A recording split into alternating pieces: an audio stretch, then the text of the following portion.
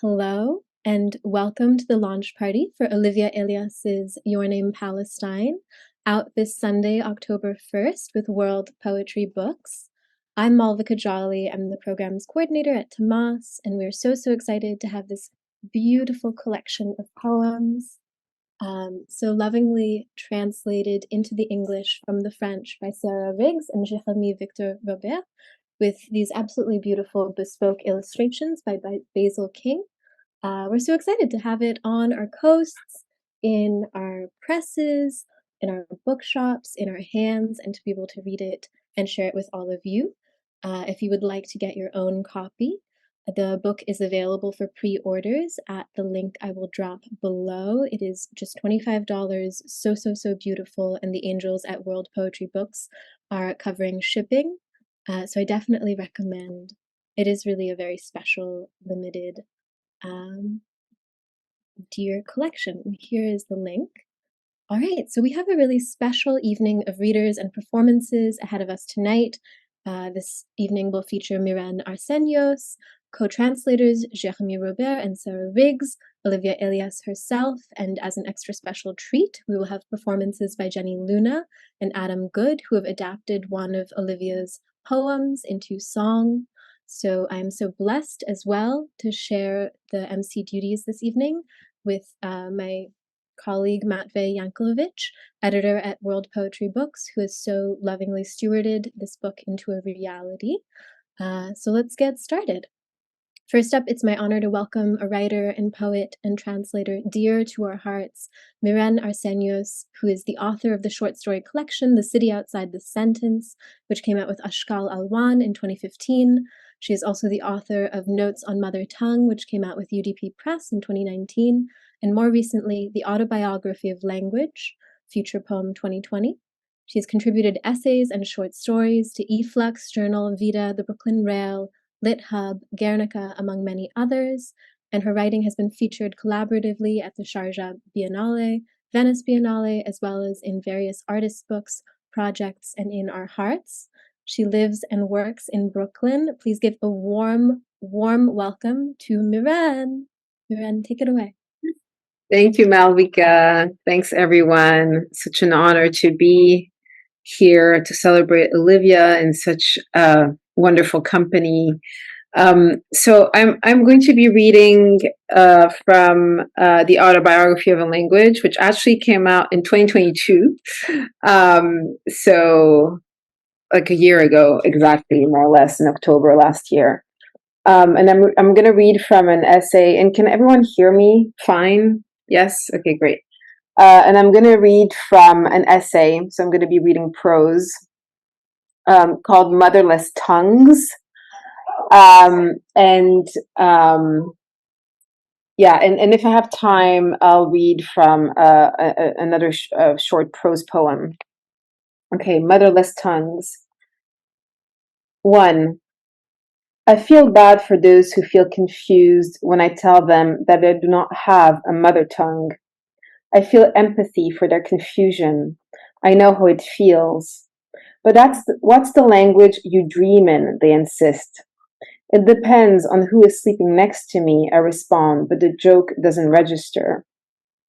To end the conversation, I reverse the logic of their question by asking why it is that they have a mother tongue at all. 2. If one's emergence as a speaker is contingent on a mother tongue, to what extent is selfhood compromised in the absence of a primary language? Reversibly, to what extent is selfhood, its complicated and nuanced workings, acknowledged as an ever-shifting composition at odds with the dangerous alliances of identity and representation? 4. On top of my bookshelf, there's a book I haven't read yet. And it's titled I Am That by Nisargadatta Maharaj. I write fiction and prose in a non-mother tongue and have been drawn to questions of first-person writing, the various conventions in fiction informing it. Every I feels like a fraud and a necessity. Every language a reminder of an absent one. While I write this, I'm well aware that the luxury of individuation isn't afforded to everyone.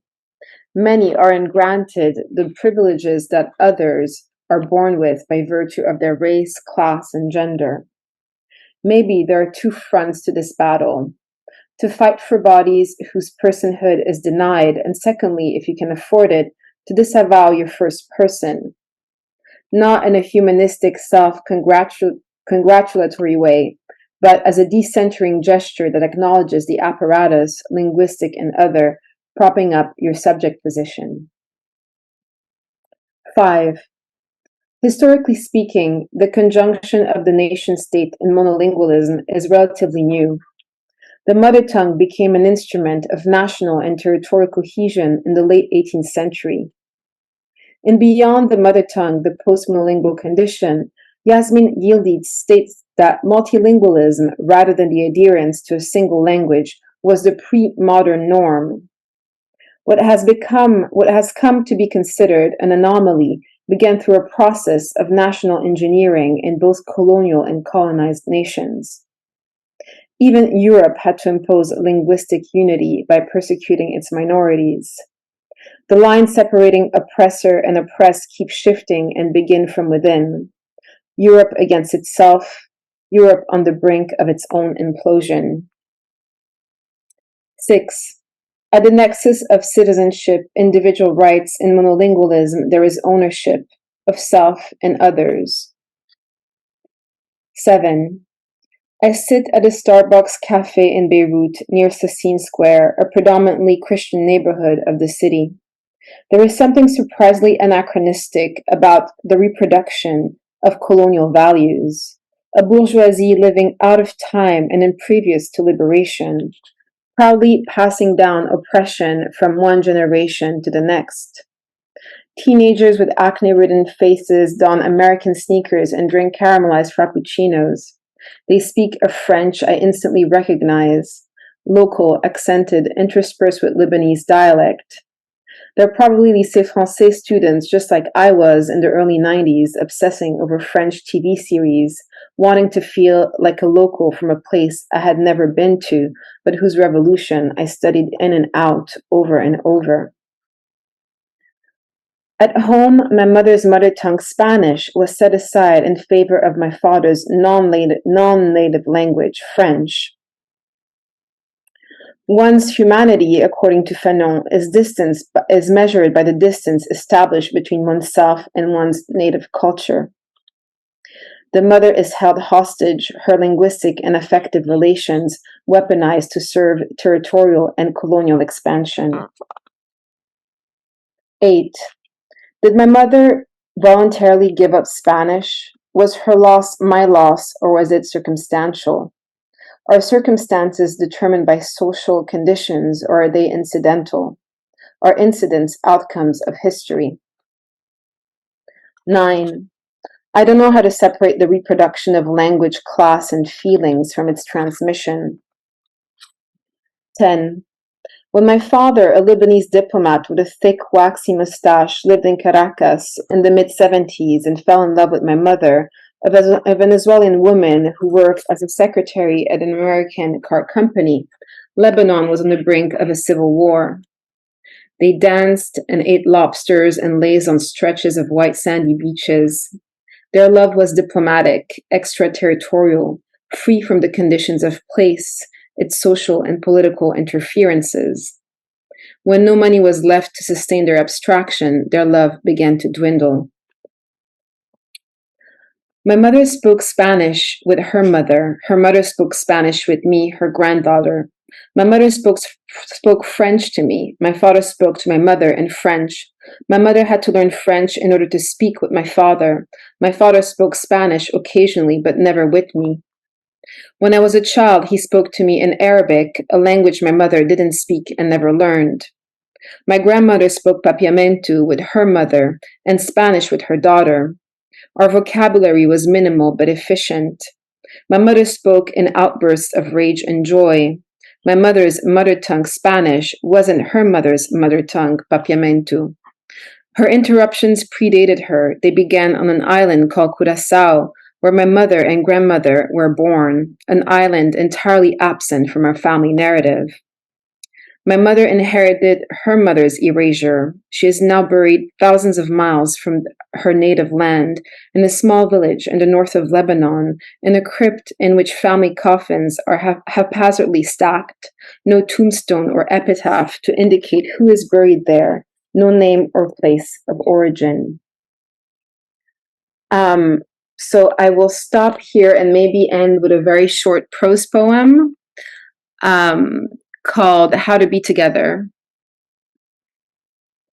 And I wrote this following a prompt on the relationship between living, surviving, and coping. So, learning to cope is hard, like extreme physical training. It demands a great deal of agility, an apprenticeship in the art of compromise, a constant lowering of the threshold of acceptability. To cope is to make life possible without real possibility, to find ways of dealing, whereas surviving, which is a state of bare living, is to consume with its own task to feel anything other than the determination to live. You can be good or bad at coping, but you can't be good or bad at surviving. To survive is to mobilize every particle of the self towards getting through the morning, then the day, to muster the totality of being into bare subsistence. To survive is to not die every day against all odds, to wrestle a system designed to thrive on your own demise. Fighting the money lords when surviving is hard because you're too busy not dying to muster any revolutionary energy. And thriving isn't worse than surviving, but it isn't great either, as in a thriving economy, as in a state of infectious proliferation which the planet can no longer sustain. How to be alive isn't a question of ascending or descending order, increments or surplus, subtractions or additions of being. Being together and not alone is a practice of non-separation between hardship and ecstasy. No one is thriving if someone is surviving. As long as some of us are surviving or coping or thriving, we are not possible. We isn't possible if it isn't inclusive of all the women in the refugee camp, at the border, the women in prison with or without children, the women scrubbing your office floors and fighting in occupied lands. We will not be possible as long as you have something, an inheritance, uninterrupted power, time to read. Someone else is denied, or as long as what we desire is defined by humanistic imaginings of togetherness, liberal philanthropy, or other terribly good intentions. We will only be possible once everyone has nothing to cope with or survive against or thrive for, which is everything we ever needed to be together. Thank you. Thank you so much, dear Mirene. Everyone give it up for Mirene Arsanios. Next up, I'm so honored to introduce a poet and a translator living in between continents, languages, but at home absolutely everywhere. Jérémy is a translator between English and French who works and lives in his native Réunion Island. He has published French translations of Sarah Riggs's Murmurations, Donna Stone Cipher's Model City, and Attila Adnan's Sea and Fog. He recently published Chibuye's Obi Achimba's poem A Sonnet, A Slaughter Field, as well as Michael Palmer's Little Elegies for Sister Satan as translations, excerpted in Revue Catastrophe. Please give a warm, warm welcome to a poet visiting from the Indian Ocean, to the dear Jérémy Robert. Jérémy, take it away. Thank you, Malvika, and thank you for having me tonight. I'm very grateful. So I'm going to read two poems, and the first one's called Tropic of Crab. Lava organs raining on the tousled forest of your love. Hellish ferns spreading violins over the dry rivers of January. A woman rubbing her bronze nose against ancient cannon's mouths, rusting on the coast. The velvet green of flutes mimicking the humdrum turmoil of the sea. My father's dying and I don't care for poetry. How many eyes to light up the wood? Sensualist skies painting at dawn the shimmery doubts of the night. Red-hot water, like blood onyx, marble leaves weighing heavy in the breeze, sardine napalm waiting for the wind to choke the last blush of summer. The blue gush of 1,000 tides racing through a solitary falcon's heart. My father's dying and I hover over poetry. How many miles to exit the wound?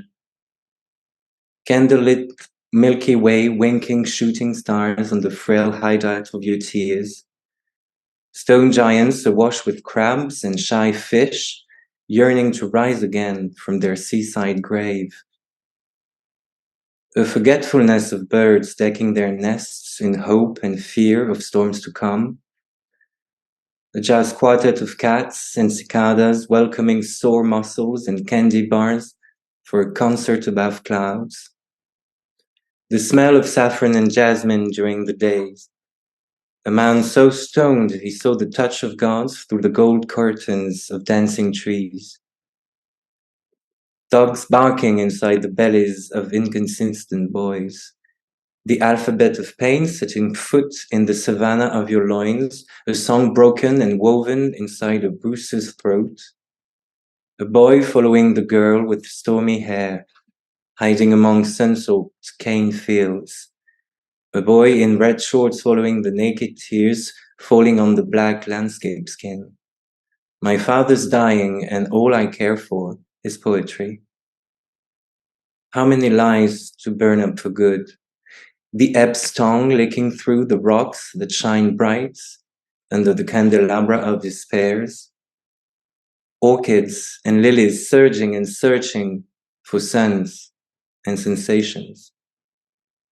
A boy counting the grains of sound between silence and frenzy. A girl waving at a red boat surfing near the shore.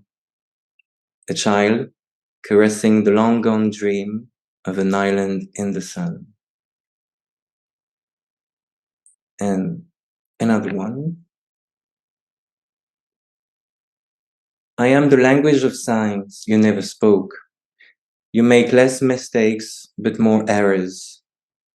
Is seeing a ghost struggling in vain against the spreading of a dead picture whose voice sounds like a wagon in a church?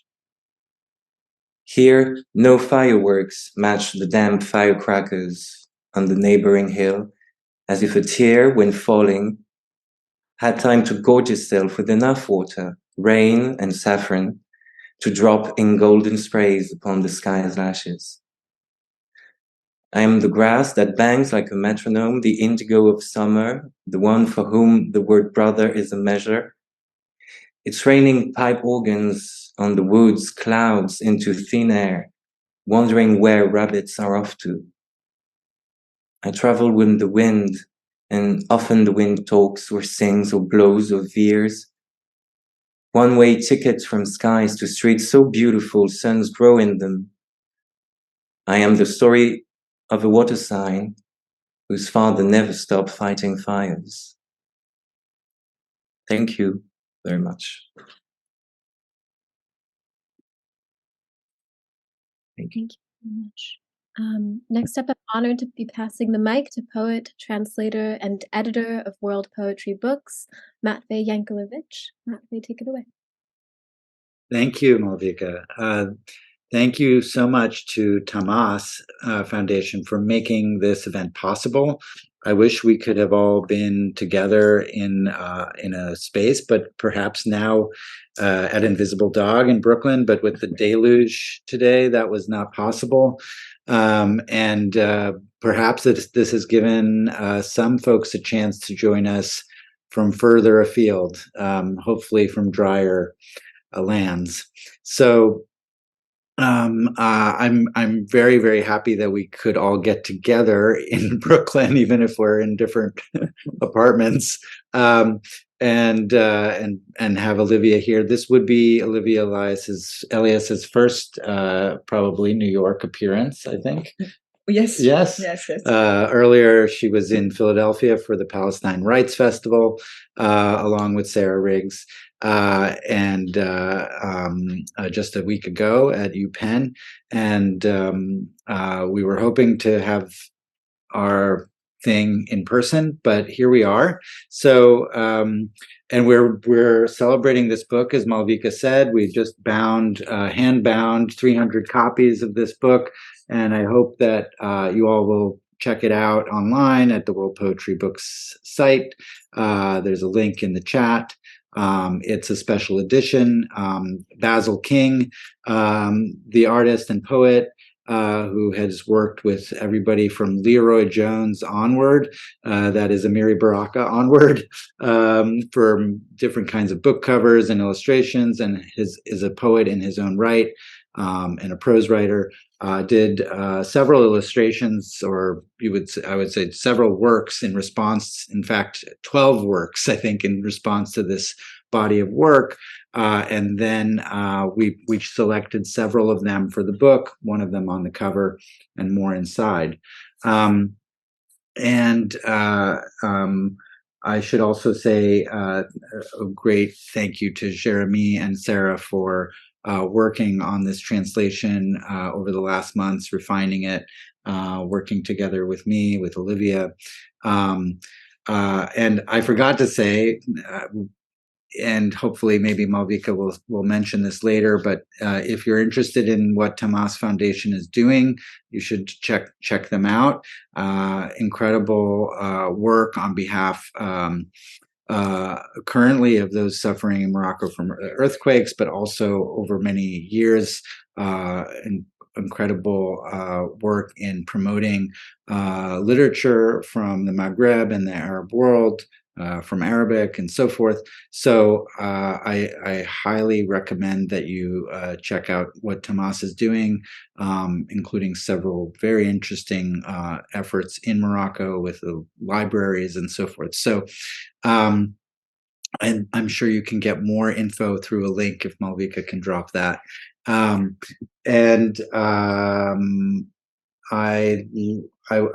so pleased that this book is out, and I should introduce our readers and not go on any longer. So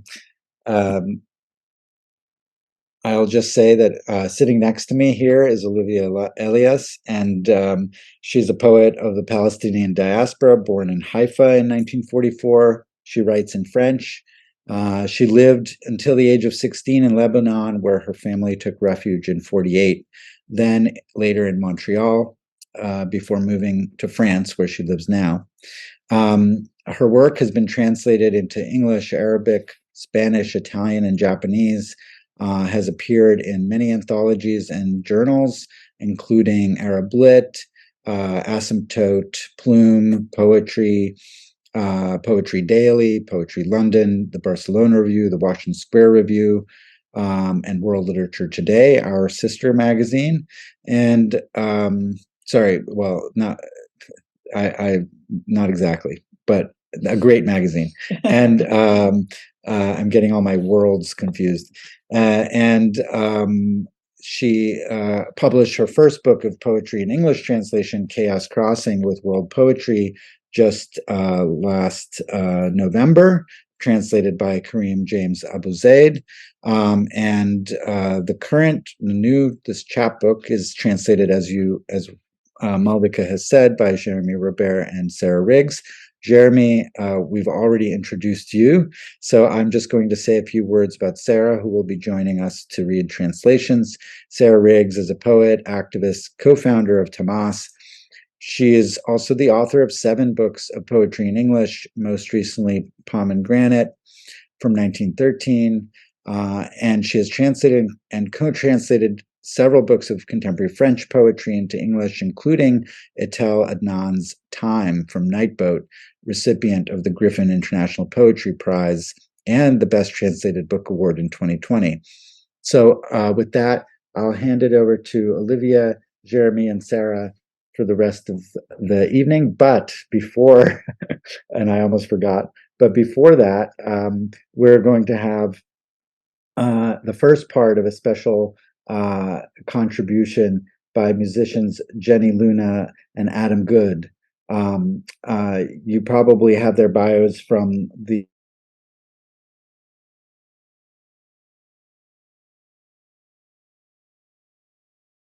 Matvei, would you mind unmuting? What happened? This live I've been event. muted for a long time. Not at all. Keep going. Okay. Jenny is a musician who grew up listening to the music of her bilingual cultural background, bachata, merengue, and mariachi, and she has studied both classical and jazz vocal styles, and has also studied classical piano and Middle Eastern hand percussion. She's with us in Brooklyn, where she lives. And Adam Good, who's a graduate of the Berklee College of Music in Boston, with a foundation in jazz guitar. His interest in the music of Eastern Europe and Turkey began in the mid-90s. Adam also lives in Brooklyn and regularly teaches in the New York City area. And you can find out more about them on the Eventbrite page, or perhaps at a link that we can share. So please welcome Jenny and Adam, who will be followed by Olivia and Jérémy and Sarah. Thank you so much for joining us.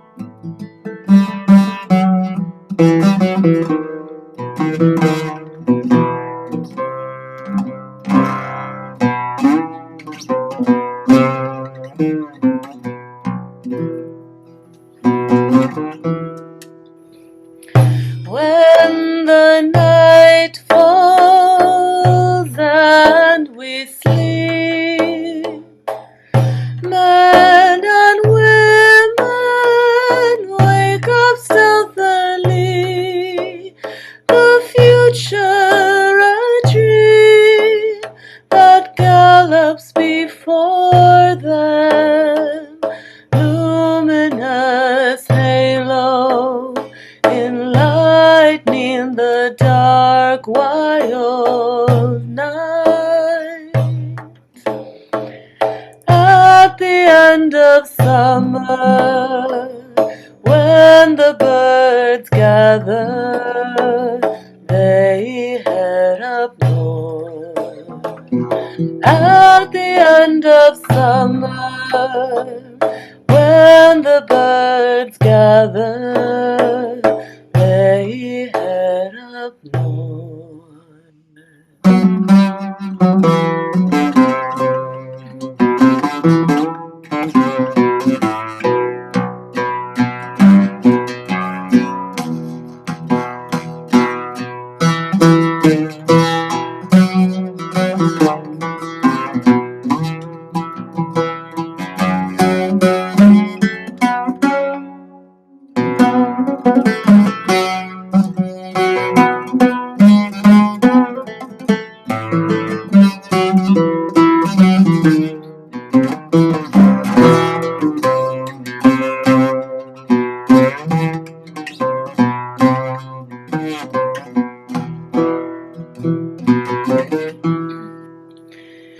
Begging the sky to lead them safe and sound, where this galloping dream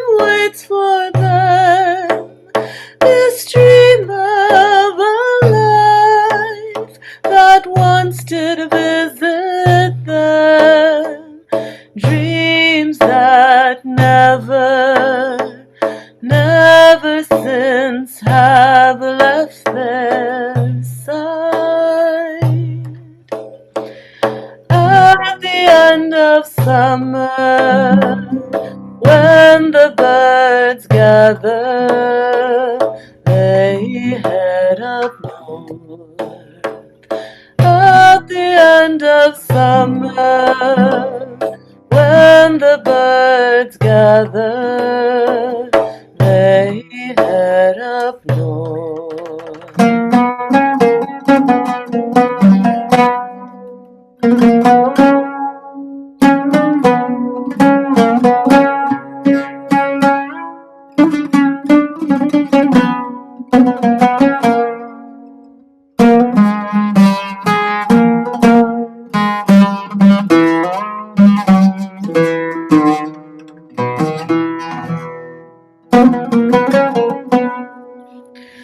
Wave after wave,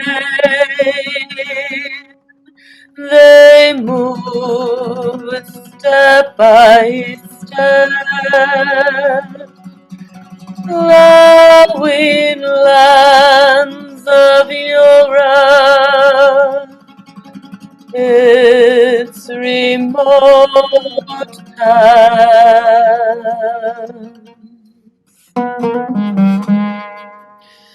Familiar with her, they move, escorted by death clutches.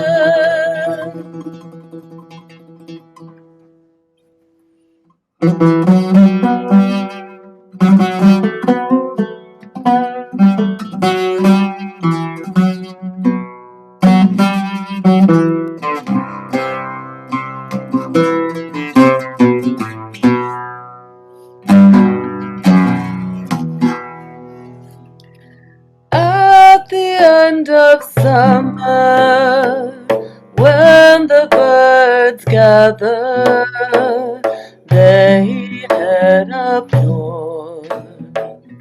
At the end of summer, when the birds gather, they head up north.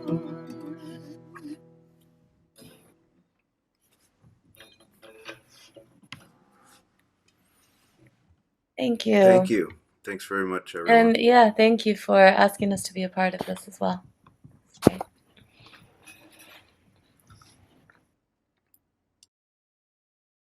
And so we'll proceed. Thank you so much, Jenny and Adam. And we'll hear a little bit more after the reading. And now we'll go on to hear from Olivia Elias, Sarah Riggs, and Jérémy Robert. Thank you. Hello, everybody. First of all, I want to thank so much Matvei, editor of World Poetry Books, who really, if the book exists, it's really because he wanted it, really. And he made such a good, such a nice publication.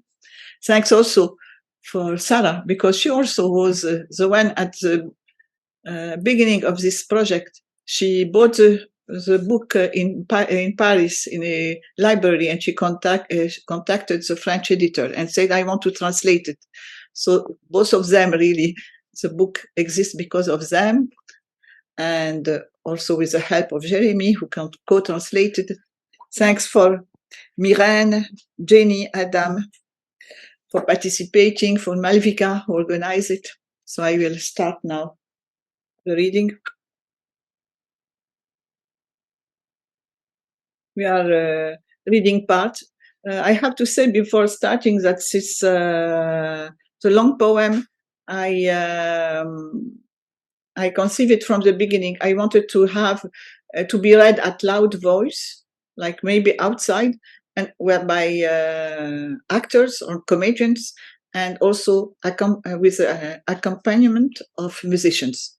and there are parts, it's explicitly written music in several parts of the book. There is 13 parts and several musical transitions, but we will not say which are the transitions. Je suis née au pays de la beauté devant, la beauté derrière, la beauté tout autour. Couché dans le berceau, j'ai plongé mes yeux dans ton bleu si parfait que je m'y suis noyée à jamais. Dans la lumière primordiale, chaque chose advient à l'instant même, avec à ses côtés son ombre profilée, arbre, oiseau, fleur, enfant, jeune fille. Toujours les jeux de la lumière et du vent, entre mer et ciel, collines et déserts, dans les effluves d'amandiers et de jasmin. J'ai longtemps cherché les mots pour dire ta beauté. J'y ai renoncé. Plus poète que des poètes, des peintres m'ont montré le chemin pour cerner ton mystère. Il faut s'y plonger tout entier, goûter tes fruits gorgés de sève, laisser tes fontaines couler dans nos veines, faire cette expérience unique d'être à ton image, éternelle et nouveau-née. Ta beauté ardente, ô Palestine, chemine à nos côtés sur les chemins de l'exil, avec dans nos baluchons un peu de cette terre rouge, talisman sur l'autel des disparus. I was born in the land of beauty, beauty before, beauty behind, beauty all around. Lying in my crib, I dove my eyes into your blue so perfect that I drowned in it forever. In the primordial light, everything appears at the same time, an outline shadow by its side.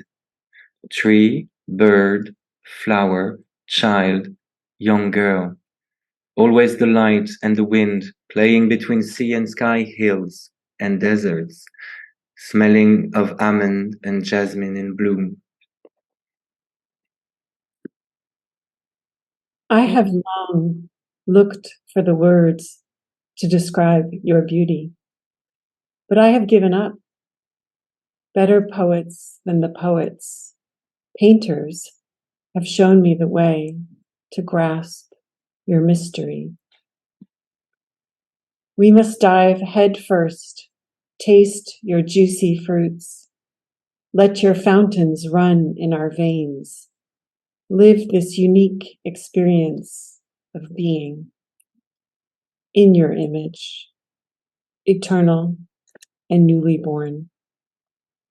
Your blazing beauty, O Palestine, walks on our sides on the roads of exile, while we carry in our bundles a bit of this red earth, talisman on the altar of the disappeared. Mais vint le temps de l'exil, le temps où l'on nous dit « Vous n'êtes pas ici chez vous, ici c'est chez nous ». Les derniers attendirent en file, valiers sur la tête, pataugeant dans l'eau du port, d'embarquer sur les navires qui les emmenaient vers l'ailleurs. Avant eux, d'autres furent poussés à bord de camions ou de trains. C'était l'heure du repas. Les plats fumaient lorsque les nouveaux arrivants entrèrent dans leur maison, s'assirent sur leurs chaises et mirent les pieds sur leur table. But then came the time of exile, the time when we were told, this is not your home, this is our home. The last of us waited in line, suitcases on their heads, wading through the water of the port to embark on ships that would take them elsewhere. Before them, others were shoved aboard trucks and trains. It was mealtime. The dishes were still steaming when the new arrivals entered our houses, sat down on our chairs, and put their feet on our tables. Au bout du petit matin, le train qui les emmena fit une halte à Amman, puis à Beyrouth, et ainsi de suite. Les derniers descendirent à Damas, Dimashq, El-Cham, la ville au milieu de laquelle coulait la Barada. Ils ne surent qu'après qu'il leur faudrait attendre si longtemps pour cueillir à nouveau les oranges de leur jardin.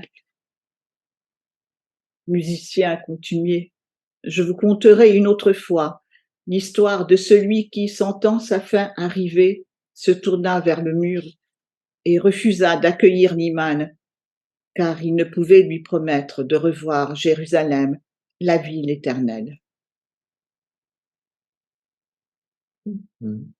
At the end of daybreak, the train that took them stopped in Amman, then Beirut, and so on. The last of them got off in Damascus, Rif Dimashq, the city at the center of which ran the Barada. Only then did they learn that they would have to wait such a long time before picking oranges in their garden again. Musicians, proceed. I will tell you once again the story of he who, sensing that his end was near, turned toward the wall and refused to welcome the Imam, because he could not promise him to see Jerusalem again, the eternal city. Musicien, écoutez, il me faut commencer par là, affirmer cette réalité. Je suis né à cette latitude et à cette longitude-là, 32, 48 nord, 35, 00 est, 548 mètres au-dessus de la mer, très précisément, car tout le reste a bougé, mon pays, mon lieu et ma maison. Mon pays qui n'est plus mon pays, mon lieu qui n'est plus mon lieu, ma maison qui n'est plus à moi. À cette latitude et à cette longitude-là, ils ont voulu changer l'ordonnancement du temps, rompre l'harmonie du monde, faire valser routes et frontières, forcer la terre à raconter un autre récit. Musicians, listen, I must start there, confirm this reality. I was born at this latitude and this longitude, 36, 48, 46 north, 3508 east, 548 meters above sea level, to be precise, because everything else has moved, my country, my place, and my house. My country that is no longer my country, my place that is no longer my place, my house that is no longer mine. At this latitude and at this longitude, they try to change the order of time, break the harmony of the world, sweep roads and borders aside, force the earth to tell a different story. Jérusalem, Al-Quds, 3146 nord, 3512 est, 745 mètres au-dessus de la mer. Dans la cité interdite, il continue à jouer aux Anglais pourchassant les Indiens et à démolir les maisons des vivants pour y construire des cimetières. Jerusalem, Al-Quds, 314608 north, 351258 east, 745 meters above sea level. In the forbidden city, they still play English and Indians and demolish the houses of the living to build cemeteries. Gaza, 3428 est, 30 nord, 40 mètres au-dessus de la mer. Un ghetto de Méditerranée. Une Corée méridionale où les routes ne mènent nulle part. Les bateaux ne jettent l'ancre dans aucun port et l'horizon ne s'ouvre à aucun carrefour. Les yeux rivés sur la Méditerranée, mirage scintillant au loin, nous naviguons d'île en île entre murs et barbelés avec la frontière bétonnée qui court plus vite que la marée vers l'Orient, rejoindre le soleil naissant. Gaza, 3428.0 east, 3130 north, 40 meters above sea level. A Mediterranean ghetto, a Middle Eastern Korea, where the roads lead nowhere, the boats do not anchor in any port, and the horizon does not open onto any crossroad. Eyes fixed on the Mediterranean, mirage shimmering from afar. We sail from island to island between walls and barbed wire with this concrete border that runs to the Orient faster than the tide to reach the rising sun.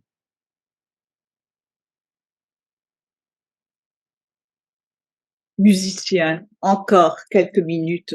Le croissant de lune pâlit tandis que le soleil monte à l'horizon. L'aube rosit. Voilà l'heure préférée entre toutes. Bientôt, il faudra lever les enfants.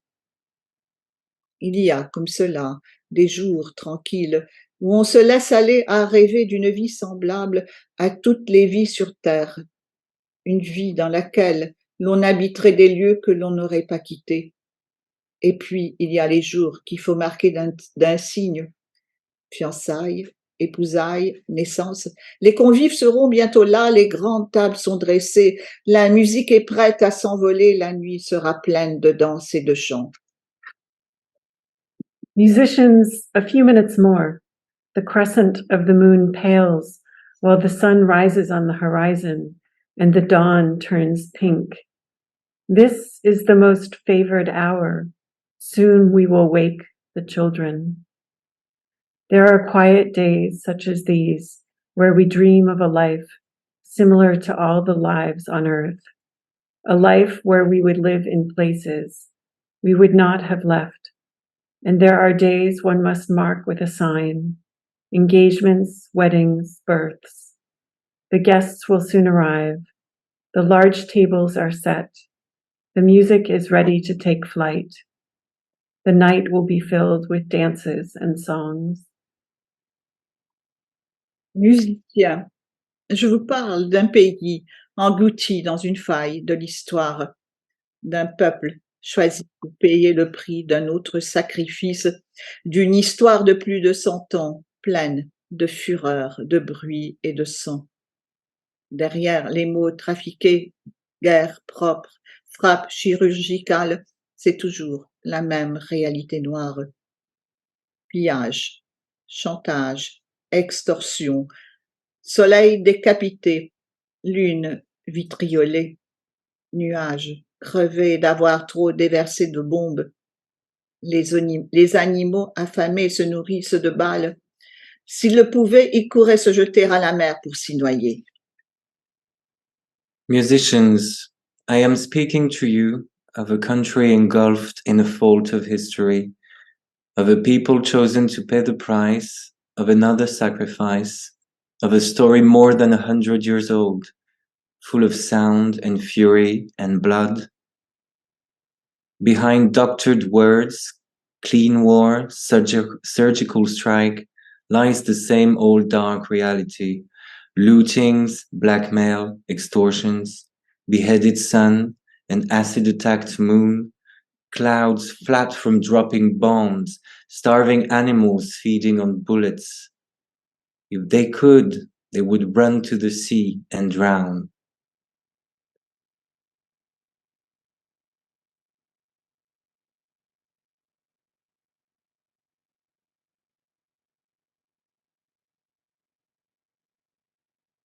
Musicien, je vous parle d'une vie dans l'œil du cyclone, fracassée par les assauts des vagues scélérates, d'une vie chavirée dans la zone des 40e rugissants.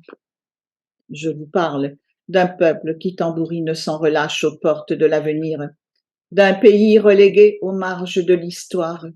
Dans ce pays, les petites Salma ont pour Nidal les yeux de Chimène et rêvent d'épousailles. Ils grandiront, auront des enfants, qui auront des enfants, jusqu'à ce qu'une balle en plein cœur interrompe le fil du récit. Musicians, I speak to you of a life in the eye of the hurricane, smashed by the assaults of rogue waves of a life capsized in the roaring 40s, of a life cracked at the mercy of the powerful. I speak to you of a people that knocks relentlessly on the doors of the future, of a country pushed into the margins of history. In this country, little Salma looks at Nidal with doting eyes, dreaming of a wedding. She will grow up and have children who will have children until a bullet straight in the heart cuts the thread of the story. L'arbre connaît son nom, ainsi disent les Indiens d'Amérique. Certains de leur passé ont oublié les leçons tragiques. Ils ne savent plus ce qu'est un homme. Comme la vie est fragile, comme tendre est l'enfance. The tree knows its name. So Native Americans say. Some have forgotten the tragic lessons from their past. They no longer know what a man is, how fragile life is, how sweet childhood. Tant d'entre nous sont tombés, fauchés par une balle ou trop de peine. Pour les honorer, je veux, au milieu du désert, un espace dépouillé de simples tombes, pas de décoration, pas de fleurs, pas de couronne, et surtout pas de sang.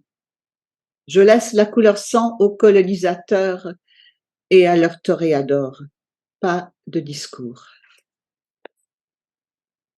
So many of us have fallen, mowed down by a bullet or too much pain. To honor them, I want, in the middle of the desert, a bare space with simple graves, no ornaments, no flowers, no wreaths, and above all, no blood. I leave the color blood to the colonizers and to their bullfighters. No speech. Devant le grand carré dédié aux enfants de Palestine, Gaza, Jérusalem, Hébron, Der Yassine, Jénine, Yarmouk, Sabra et Shatila, juste des cerfs-volants et des ballons blancs. Je prie le sable de leur faire à tous une couverture tiède et tendre. Je demande à la lune bleutée, aux myriades d'étoiles de l'éveiller, au soleil de composer en leur honneur de fabuleux décors illuminés d'oranger et de violet, au vent d'égrener leurs noms sur tous les continents, paix soit à leurs âmes.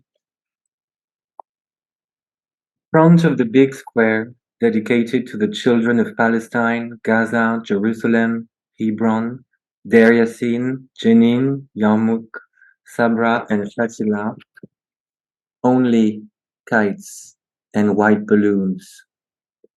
I pray the sand to weave them all a warm and soft blanket. I ask the bluish moon and myriad stars to watch over them.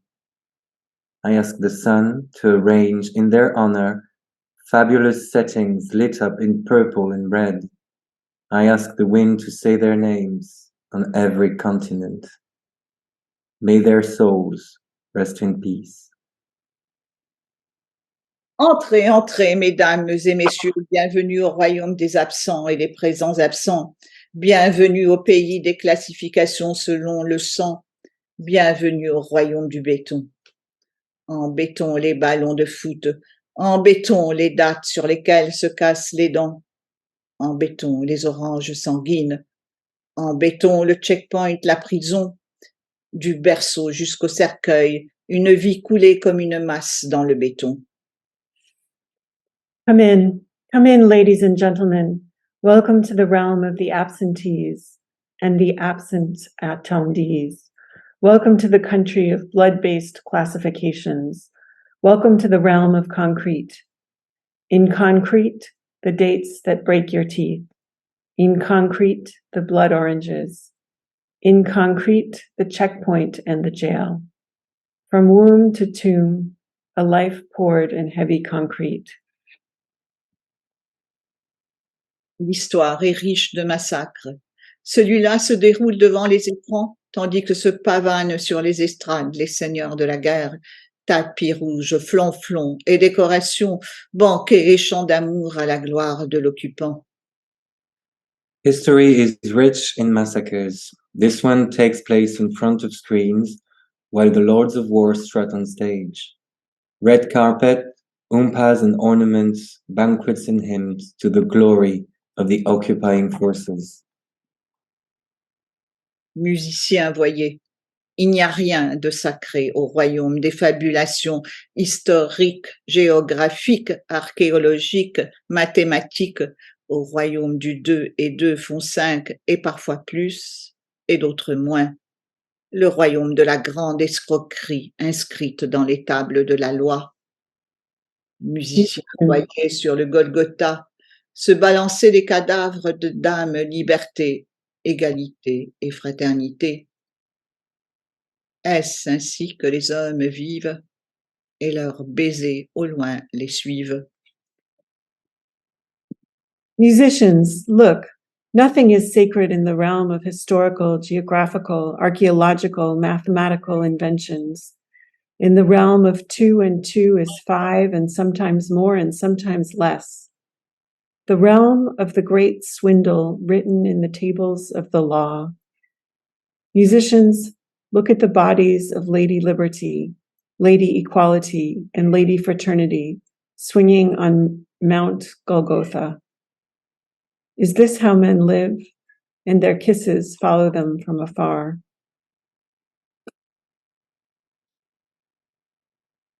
Longue patience. À travers les siècles, on comptera l'histoire de notre résistance. Comment?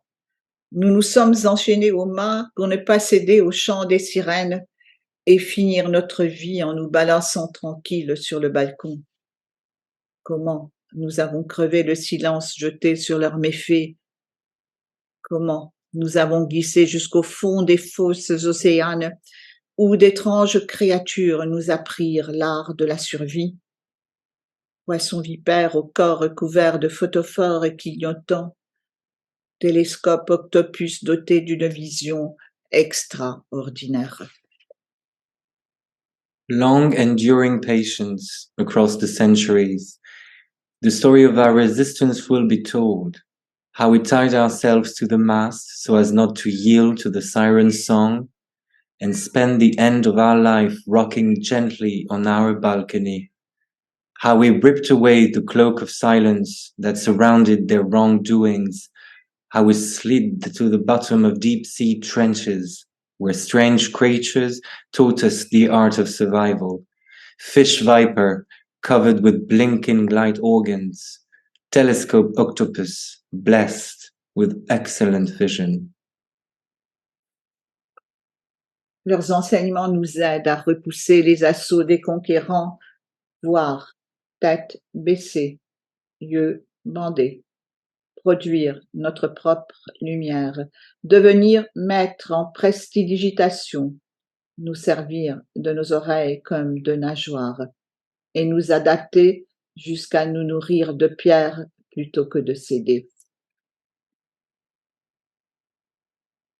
Their teachings help us fend off the conqueror's assaults, heads down and eyes blindfolded, produce our own light, master the art of conjuring, use our ears as fins, and adapt until we feed off stones rather than yield. Guidés par le souvenir de lointaines fontaines d'aube tendre, nous cheminons sur les pistes des gazelles et rembobinons le temps pour arriver au lieu de l'origine. Les lumières de l'absence illuminent le chemin. Nous le voudrions, nous ne pourrions faire autrement. Le destin des vagues n'est-il pas de courir l'une après l'autre vers le rivage? Guided by the memory of faraway fountains and gentle dawns, we amble on the trail of the gazelles and go back in time to reach the place of origin. The lights of absence illuminate the path. Even if we wanted to, we couldn't do otherwise. Isn't it the destiny of the waves to dash one after the other against the shore? Thank you. Thank you. Thank you.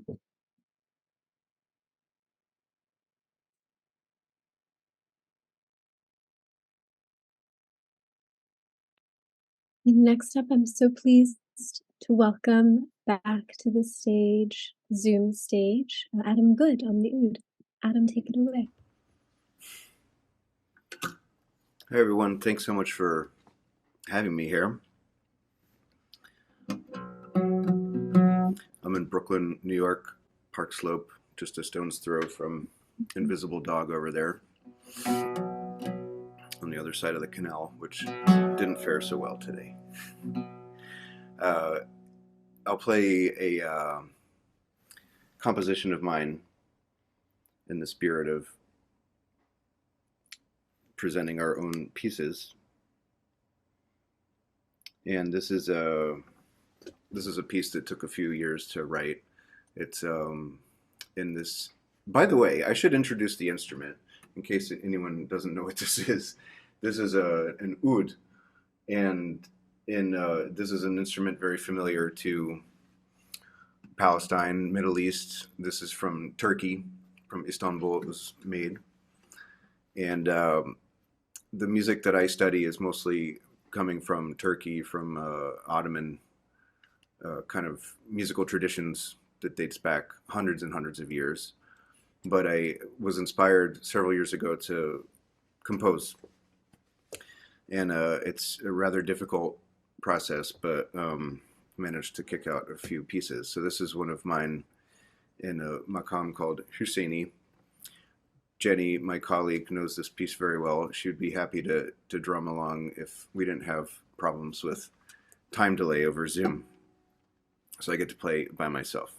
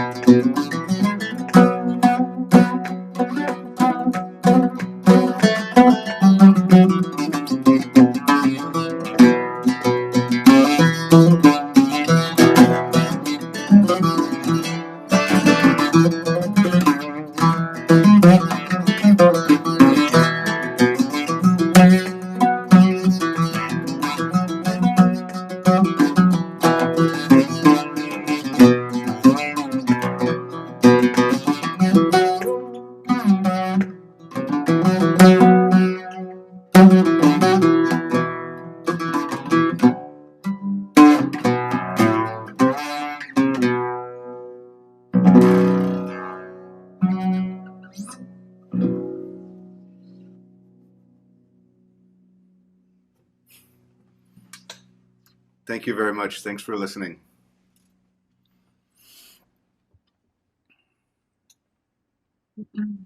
Thank you so much, Adam. Everyone give a warm round of applause, real life clapping for the marvelous Adam Good on Oud. Thank you so much. And thank you all for being here tonight. And thanks to our wonderful readers. Give a round of applause for Mirene Arsanios, Jérémy Robert, Sarah Riggs, who have both together in collaboration brought us this vital translation. We're so, so grateful to you. And to the enchanting Jenny Luna and Adam Good for performing earlier that adaptation of The Future is a Dream. This is a poem, the closing poem in the beautiful collection by Olivia Elias. And to our guest of honor herself, thank you so much, Olivia, for being here, for coming to New York, for being in the Zoom, for writing the beautiful poems. Yeah, go ahead. No, was just saying thanks to you. So sweet. Thanks to all. We would also like to honor that here in Brooklyn, we're located on Lenape-Hoking. So we are on the unceded lands and the coastal waters, which are a vibrant living system of their own, as we have clearly seen. And these land and waters have been long stewarded and called home by the Canarsie, the Munsee peoples of the Lenni Lenape. And we're grateful to know them, to say their names, to stand in joyful solidarity with their liberation struggle as another people knocking at the doors of their future. Additionally, we're grateful to the organization Poets and Writers for their support of this event, which came in part from public funds from the New York City Department of Cultural Affairs in partnership with the City Council.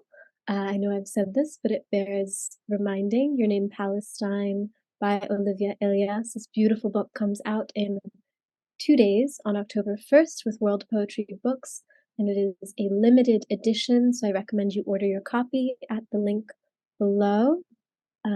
Other than that, I'm going to sign off. Unless Sarah or Matvei, you have any closing words, but from my end, be well, stay safe, and thank you all for spending this rainy evening together with us. Yeah. And thank you so much, Jenny and Adam, for that gorgeous composition expressly for Olivia's poem. I hope it will go far and be heard by many over the years to come.